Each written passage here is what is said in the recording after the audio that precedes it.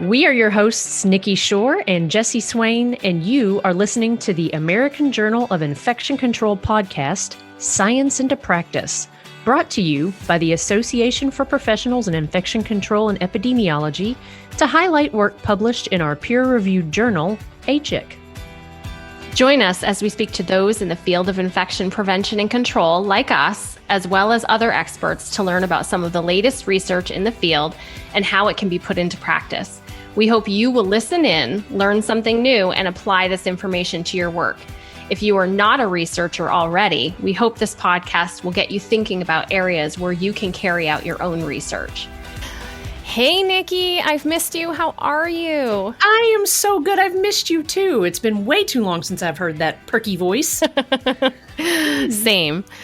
So, school's wrapping up for the summer. Kids are going to be out of school. Things are going to get pretty wild and crazy. Yep. Any plans? Oh, well, I'm having a baby. So that's a big plan for the summer, is just to have a baby. That'll be fun. That'll take up a lot of your time, I'm sure. It will, yeah. Yep.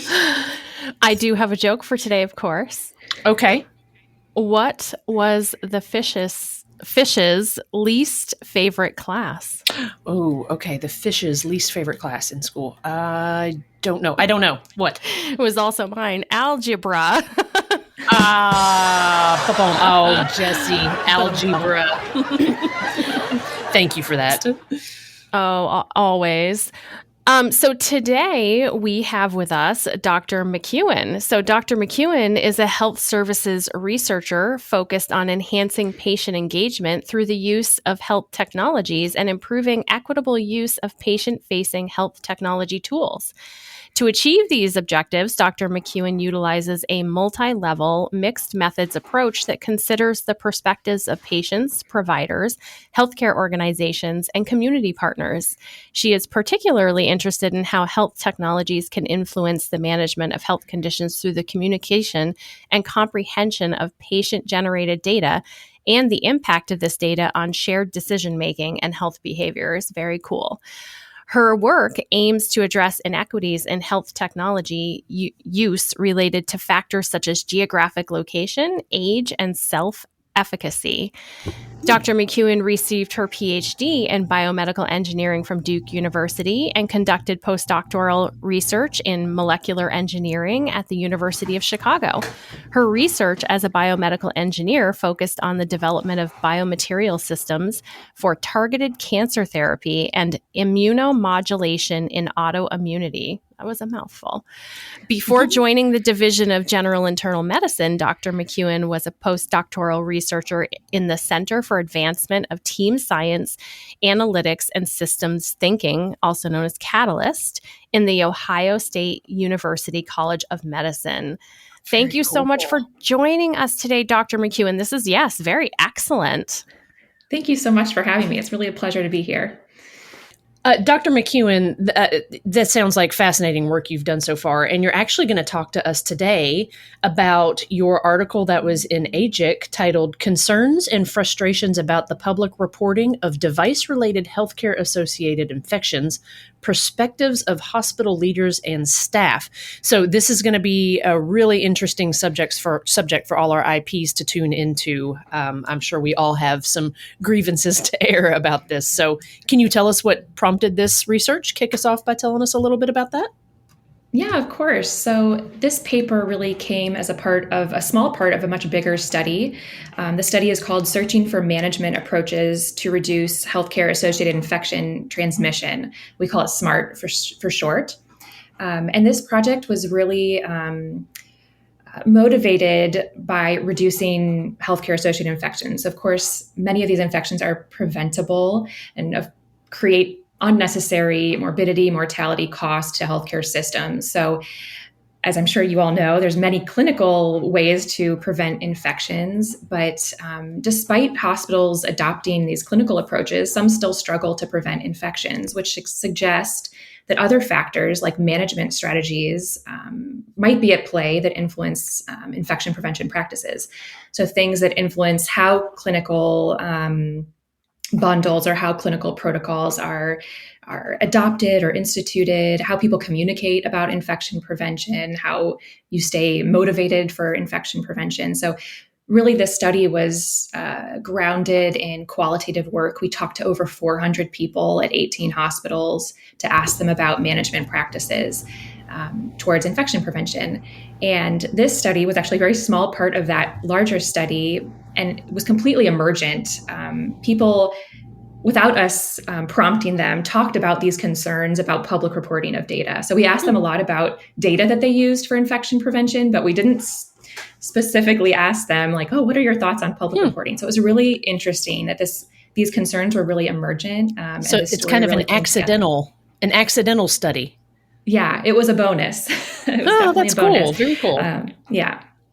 I feel like, though, and Nikki, you may or may not agree with me, when you get a group of infection preventionists together, we are more than happy to talk to you about anything having to do with infection prevention. So I imagine you didn't have to drag that out. Yeah, probably. Yes. So we want to start with a recurring theme in the paper, which was HAI definitions were not applied consistently across organizations. And I think like this is something even with other infection preventionists that I've had conversations about and even have observed doing case studies together in groups where, you know, the IPs don't necessarily come to the same conclusions. And some organizations have more than one IP that can lend to some inter-rater reliability, whereas others are relying on that one sole IP to interpret those definitions, or also to extract the pertinent information from the electronic medical record. Do you have any insights on how that might affect reporting? Yeah, that's really interesting to hear because we didn't hear in our interviewees, nobody brought up this comparison between hospital systems that might be better resourced in infection preventionists. So I think this brings to mind two things. One is that a lot of the concern was comparing between hospital systems where people felt like, oh, well, my hospital wouldn't call that an HAI, but yours might. So that was a concern. And then within the institution, I think more to your point, yeah, there was this thought about how are we interpreting these definitions? So I definitely understand like what you're saying. If you have two people that can provide that inter-rater reliability and discuss those things, that's probably quite different when you have one person that's responsible for that.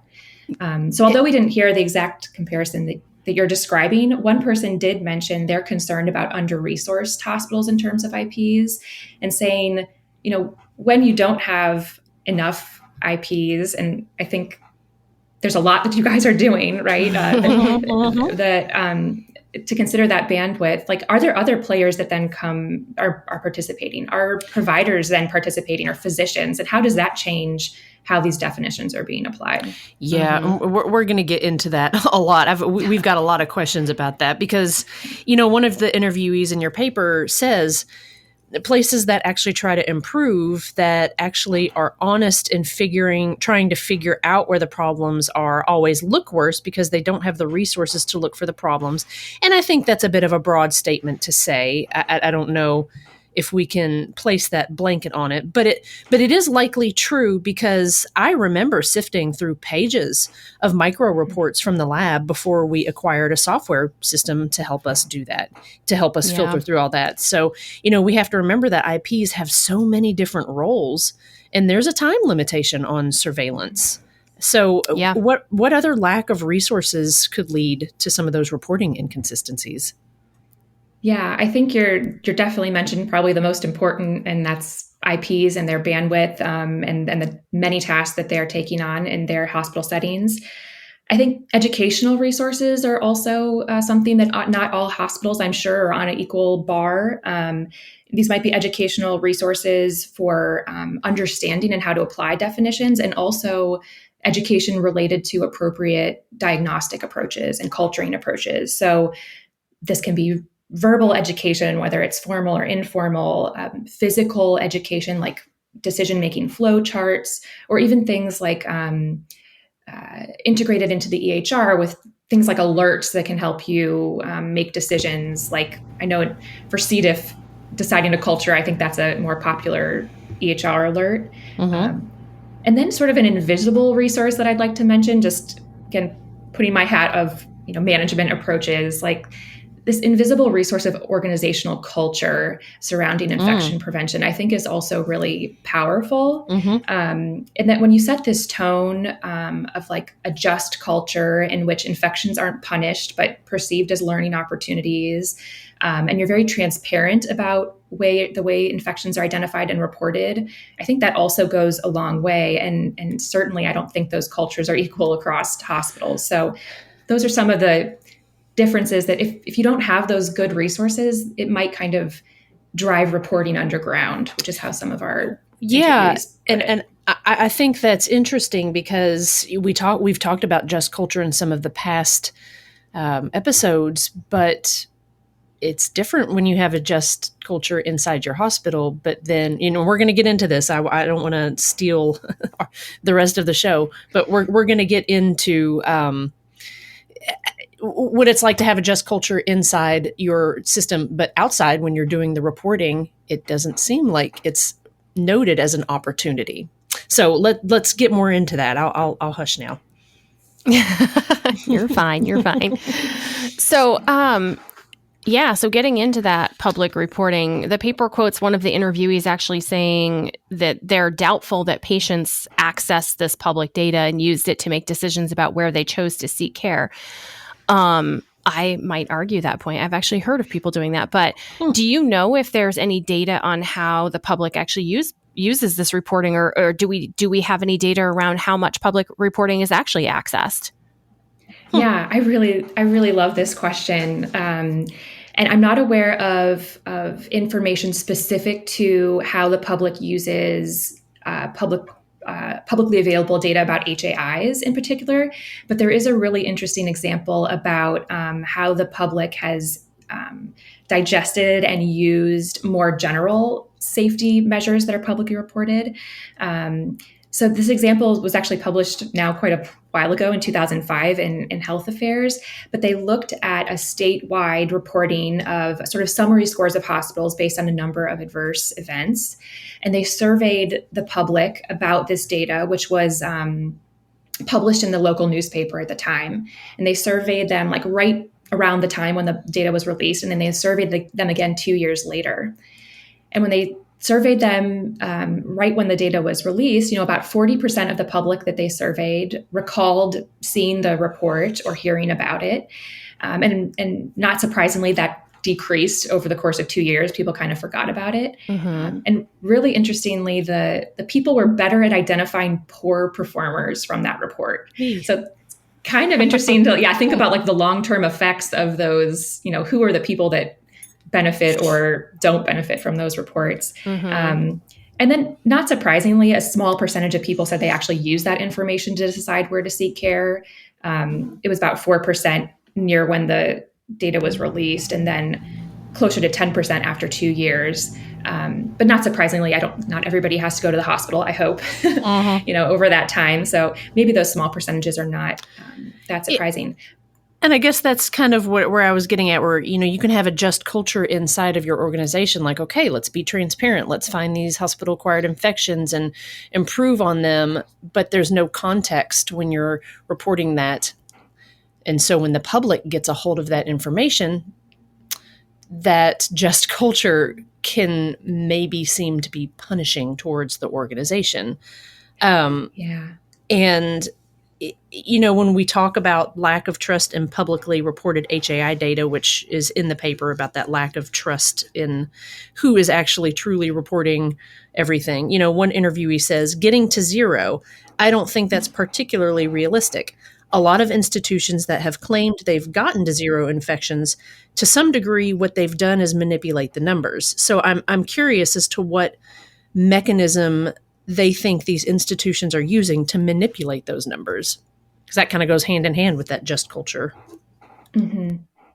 Yeah, this particular interviewee did not elaborate on the particular mechanisms they were suggesting, but I think the comment was kind of in the same spirit as a lot of concerns that we heard, that people were frustrated and concerned with how infections were identified. So culturing practices, whether people were actively trying to find infections or avoiding culturing to not find infections. Mm-hmm. And then in just this variable application of the definitions that people saw as inconsistent between organizations. So I think broadly, I feel like not all of these accusations were like devious attempts to manipulate numbers, but rather this like external pressure that public reporting creates that might subconsciously make you think twice when you decide to do these things, where they should be based in private patient care and patient priorities for patient safety and things like that. The other thing that I think is really interesting about this quote is the person that mentions getting to zero, which again, going back to management strategies, which I think is a common and powerful management practice of setting that type of goal to maintain priority for infection prevention. But a lot of the people that had concerns about public reporting also had concerns about these goals of zero. Like somebody said, zero is achievable, but not necessarily sustainable. Mm-hmm. And that they felt that ultimately some infections they felt were unavoidable, and people that were particularly medically vulnerable because of their treatment or their stage of life. And that also led them to be frustrated when they had to report these infections that they felt were largely out of their control. Mm-hmm. Mm-hmm. Yeah. Interestingly, we just actually had a conversation this morning about how outcome measures are what people really, at the end of the day, care about. It's not the process measures. It's not the quality improvement work that we're doing within, as you mentioned, Nikki, inside of the hospital. It's what, the outcomes for the patients are. And again, looking at zero, and is that even possible? So yeah, definitely have had these conversations. And then somebody else mentioned the only reason I had to count that CLABSI is because they couldn't secondary source it. And I've heard lots of discussion in my years that, some reported HAIs didn't really clinically make sense, and had these conversations with physicians about, well, of course, that wasn't really an infection. It was because of this other thing. But some of the real HAIs also didn't meet the definition either, but probably were HAIs. So I think this does lead to a lot of frustration with IPs and hospital administrators, the epidemiologists, the physicians, because sometimes you do end up reporting something that isn't really consistent with the clinical findings, and it doesn't really seem fair. So, I think the definitions have a little bit to do with this. Do you want to talk a little bit about that? Yeah, I think this aligns a lot with what we were hearing from our interviewees. And sometimes people say really the hardest part was figuring out where the infection was coming from and how to create a diagnostic approach that most had the best chance of accurately identifying the infection. So I think for me as a health services researcher, I feel that frustration when you're trying to identify these infections because they're going to inform patient safety and improve infection prevention. So when you're identifying them and those things don't line up, that's where the frustration comes from for me. And just when those definitions don't kind of miss the mark and actually improving patient care and improving infection prevention practices, that's definitely part of where I feel the frustration coming from. Yeah, for sure. Yeah, and that leads me to the issue of diagnostic stewardship, which I'd love to talk a little bit about, because some of the interviewees reported believing that decreased HAI rates were achieved by ordering cultures less often, and that those hospitals that were trying to identify and react to infections by ordering more cultures were punished. And there was another quote. Importantly, interviewees also discussed the need to establish appropriate policies to reduce inappropriate cultures and address downstream consequences, such as the overuse of antibiotics. Or somebody else said, there's a lot of quotes that I pulled out of here. Some providers interpret the push to decrease ordering of cultures as pressure to reduce the identification of HAIs. So reading through that, provider skepticism makes diagnostic stewardship very difficult. And I think it's too cynical to claim that HAI public reporting structures beget diagnostic stewardship. You know what I'm saying? So like I saw the same push to appropriately test for C. diff and see something similar in the push not to pan culture or test for and treat asymptomatic bacteria. And, a lot of patients end up on and unnecessary antibiotics, along with a whole slew of other wasted resources that come with it, increased length of stay and cost. So What are your thoughts on that? I mean, should we be including education around diagnostic stewardship with the talk about public HAI reporting when there's a lot of skepticism out there about which came first, the chicken or the egg, diagnostic stewardship, HAI reporting. So, Yeah, like you described, yeah, we definitely saw both sides of the coin of I'm skeptical of people that are reducing culturing because they're just trying not to find infections. And I'm skeptical of people telling me to reduce culturing for patient care reasons. So definitely saw two sides of those coins. I liked how one person in our interviewees described it of warning against culturing for curiosity, not care. So ultimately, I think it's just how do we communicate, like you say, educate on diagnostic strategies that are founded in patient care and evidence-based practice that take into account these things like concerns of overuse of antibiotics. So I think education, but also a word that comes to mind for me is like transparency and being clear about why or when is the right time to culture, or why do you culture at this time? yeah. And make it clear that it's because this is right for the patient, and Right. we're not doing this because it's right for public reporting. I remember doing a lot of that with C. diff when in the push for proper testing. Like if the patient truly does have signs and symptoms of C. diff, if we really think they have a C. diff infection, please do test. Go for it. Yeah. But we've got to make sure that we are appropriately testing. I don't want to stop testing on somebody. And that's my fear, is that providers think that we are trying to hold back this testing in order to not get dinged with an HAI. But that's not really the case. Well, and the downstream effects that you mentioned with, longer lengths of stay and then unnecessary antibiotics that can potentially, for patients with asymptomatic bacteriuria could lead to C. diff infection or could lead to, having antibiotic resistance and things like that. So there's so many downstream effects that really have to do with patient harm and are not necessarily tied to financials. But again, financials are important as well. And I think we're all sort of feeling that right now too. Yeah, absolutely. Yeah. So getting back to the, the HAI definitions, have you sort of come up with any ideas on how to clarify those definitions and guidelines to improve identification consistency or increase education and training on the application and enhance the transparency around reporting? We talked a little bit about how, that could be leading to some of the reporting differences. And the paper mentions automated surveillance that leverages artificial intelligence. Can you talk a little bit about that as well? Yeah. So related to sort of new approaches or solutions, I'm afraid I don't have any genius solutions. I think, conversations like we're having are so great as a place to start. One of the reviewers of our manuscript said, they felt that these feelings were well known in the field, and yet I feel like they're not really well documented in the literature. They're not systematically explored or documented. So hopefully, I think conversations like this and more research surrounding it gives it more legitimacy and helps people talk about it. So I think conversations and bringing together concerns that can then provide feedback for these approaches, I think is one place to start. Related to automated surveillance, some of the examples that we provided in the manuscript are really these approaches that use technology to identify possible infections based on EHR data. So using things like lab results and vitals, medications, even clinician notes, and they can use very simple rules or very complicated machine learning to identify possible infections. Of course, these possible infections still have to be interpreted and assigned by a human. So there's that limitation, but they could, improve the bandwidth or free up some time of infection preventionists and help them to identify infections quicker, which also would allow more real-time response to infection prevention practices.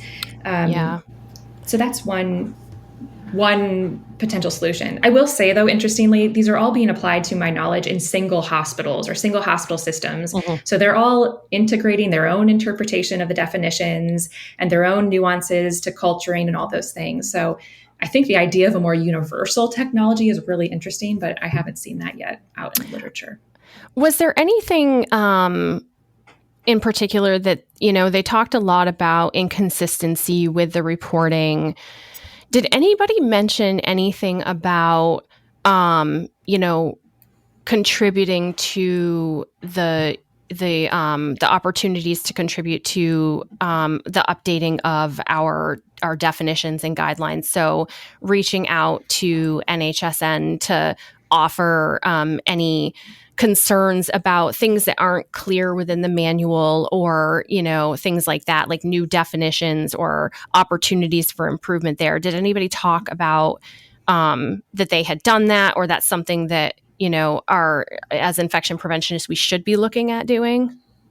Yeah, we didn't hear any specific suggestions that I think would provide, like a meaty suggestion that I could share here. We definitely heard the more broader things of like, I would like to adjust some of these definitions. I think definitely future research that could really hone in on this topic and ask on these perspectives would be great to hear, to kind of collect some of those ideas and present them in a more formal way. Yeah, and I'd also be interested in hearing if people had actually done that, and how often that those recommendations had actually been seen to be put in action. And, I have reached out to NHSM before several times to clarify definitions. And they do yearly training, but it still seems that we've got a lot of opportunities around defining and education. And there's another quote in the paper. I'm the quote master today, I think. So the quote was, "If we draw the blood culture first and then the sputum later that afternoon, the blood culture was done first. I can't secondary it to dispute them, even if, it's a pseudomonas. It's coming from the sputum, but it'll come up as a positive CLABSI. But using the infection window period and the site-specific definition for pneumonia or VAE, if the definition met that, or if it met that definition, then it wouldn't be attributable to a CLABSI. So, there's a prime example of definitions not being universally or consistently applied, and maybe leading to some mistrust or doubt, including a misconception that the facility is trying to game the system. So, if Jesse and I are talking to some other IPs and one IP says that what we talked about earlier, well, that wouldn't have been a CLABSI under my facility. Well, that's because I interpreted from the very quote in the paper, I interpreted that CLABSI differently. And Jesse, correct me if I'm wrong, but that would not have been a CLABSI, but this person is saying that it would have been a CLABSI. So that's a perfect example. I've seen that a number of times.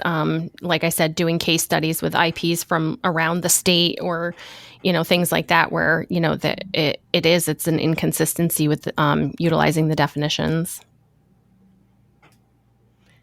So the paper states that some evidence has shown that hospital penalties don't really translate into improved metrics. Can you tell us more about any studies or data on that? Sure. So one study that I can talk about looked at the hospital-acquired condition reduction program, which applies a 1% reduction in payments over 12 months for the lowest 25% of performers in these adverse events.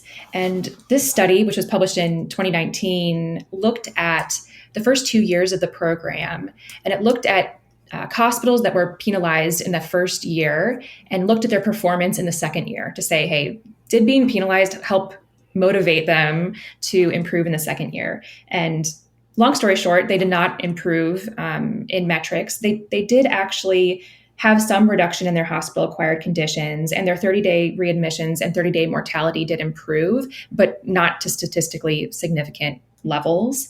So that's kind of this evidence that's suggesting that these penalty programs aren't necessarily creating the benefits we want. What's really interesting, I think, from these studies, that they also characterize the hospitals that are more likely to be penalized. And one thing that they found, that hospitals that are more likely to be penalized are the ones that are caring for like complex and vulnerable patient populations. So if we're consistently penalizing these hospitals that are serving vulnerable communities, are we exacerbating disparities by taking away resources from their communities and the hospitals that are serving them? So that was definitely a concern. Yeah, well, and it goes back to there's not context with the publishing. there's just, the public doesn't have context to know, like, well, this hospital's dealing with level whatever trauma patients and this hospital is not. So there's issue with that. And, I do have one last question or point, because that kind of relates to that. The paper mentions that during the fourth quarter of 2020, which was during the pandemic, publicly reported data showed a 30% increase in CAUTIs and a 65% increase in CLABSIs. We had a sicker population. But don't you think that that's an encouraging sign that places aren't underreporting as much as is perceived? Yeah, I'm glad you brought up COVID. So for the people that haven't looked at the paper yet, all of these interviews we did was before the COVID pandemic. So these interviews were from 2017 to 2019. So we didn't get any of the nuance of everything that happened in the COVID pandemic. So interesting to think about how infection prevention has been impacted by all that's happened in the COVID pandemic. Yeah, and I'm not sure how much we can glean from these numbers about underreporting. There's just so much that has changed, as you mentioned, just the change in patients, the change in the use of devices. I imagine the use of ventilators greatly increased during that time. And of course, infection prevention practices when PPE was hard to come by, and maybe being able to maintain and audit and report these things was really hard in the hospital staff shortages we had. So it's really hard in my mind to disentangle all of that. It is interesting to note, though, that during that time, there were pauses to the required reporting and pauses to penalties. So I don't know if maybe people felt more open to reporting and that changed also during that time. So I believe, to my knowledge, that all of this is kind of back on track, maybe since last year in terms of reporting and penalties and all of those things. So I think both the temporary and long-term impacts of all that's happened in COVID and infection prevention is really a fascinating area that really deserves more attention in the research community. Absolutely. I think. Yeah. How many more hours do we have to talk about this? It's a lot to talk about, a lot to dive into. Yeah, it sure is. So if you had some key points that you think would be the most important things for our listeners to take away from your work, what would they be? Yeah, I think my key points, really the word that comes up to mind the most is transparency and communicating. It's hard to think about solutions that create, a consistent definition across many hospitals in our complex world of healthcare in the U.S. But I think transparency and communication in your own institution can probably go a long way in improving trust and decreasing sort of misconceptions about this data in your own hospital. That's great. Thank you so much for joining us today. This was awesome. Loved it. Loved the topic. It's something that I think all of us IPs talk about. Well, I know we do. I mean, we talk about it at our local APIC chapter meetings, but I've never seen a study on it. I've never seen it really, really delved into like this. So it's really nice to talk to somebody about it. Thank you. And hopefully more to come. Yes, absolutely. AJIC Science into Practice is created by the Association for Professionals in Infection Control and Epidemiology with input from the APIC Research Committee and Pat Stone and Jean Brandt at AJIC, and APIC staff Shanina Knighton, Chris Ruiz, Bobby Gulshan, Christine Miller, Kaylee Deaton, and Kelly Lynn Russell.